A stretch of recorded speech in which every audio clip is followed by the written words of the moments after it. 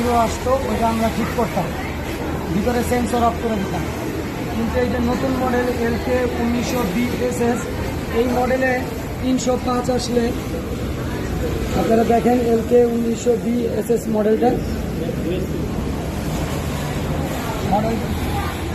তো আমরা এই মেশিনে 305 ইরোর আসলে আমরা এখানে হাওয়া দিই। 305 ইরোটা হলো লিভার ফাংশনে, থ্রেড ক্লামের নিচে যে একটা থ্রেড ক্লাম থাকে, ওই থ্রেড ক্লামের ইরোরটা, ওই সেন্সরটা কাজ না করলে 305 ইরোর আসে। অনেক সময় আমরা এখানে ময়লা পরিষ্কার করি, সব কিছু করার পরও মেশিন ঠিক হয় না, 305 ইরোর থেকেই যায়, বারে বার আসে, কিছুক্ষণ চলার পর আসে, আধা ঘন্টা 1 ঘন্টা 5 ঘন্টা চলার পর আসে। আজকে আমরা এই নতুন মডেলের মেমোরি সুইচ পিন, অনেকে আমরা মেমোরি সুইচ পিনে যাইতে পারি না বা 151 প্রোগ্রামটা আনতে পারি না। আমরা আজকে শিখবো এখানে মেমোরি সুইচ পিনে কীভাবে যাওয়া যায়।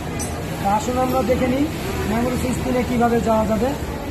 প্রথমে আমরা মনিটরের যে এখানে ডিপ পেন ড্রাইভের যে জায়গাটা আছে, এই কাভারটা খুলবো। এই কাভারটা খুললে এখানে 4টা ডিপ সুইচ আছে, দেখেন আপনারা ভালো মতন 4টা ডিপ সুইচ আছে। আমরা উপরের থেকে 3 নাম্বারটা অন করে দিব। এই আমি উপরের থেকে 3 নাম্বারটা অন করে দিলাম। করার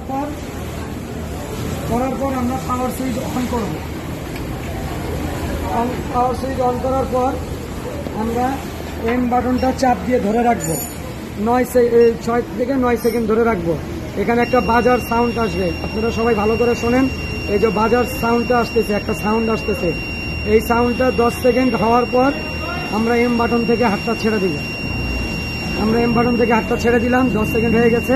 তারপর আমরা আবার এই সাউন্ডটা বন্ধ করার জন্য ডিপ সুইচটা আমরা আবার অফ করে দিব, জায়গায় নিয়ে আসবো। তারপর আমরা ব্ল্যাক বাটনটা চাপ দিলে আমরা মেমোরি সুইচ 3-এ ঢুকে যাবো। এই যে দেখেন আপনারা মেমোরি সুইচ 1 2 3 আসছে 16 নম্বরে।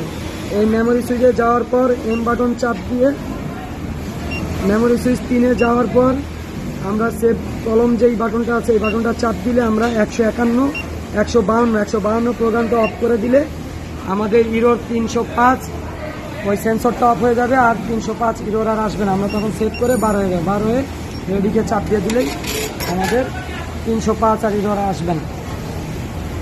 তো দয়া করে আপনারা সবাই দেখলেন, যদি কোনো জায়গায় ভিডিওটা দেখার পরও যদি কোনো জায়গায় না বোঝেন তো অবশ্যই আমার সাথে যোগাযোগ করেন, আমি প্র্যাকটিক্যালি আপনাদেরকে দেখাই দিব।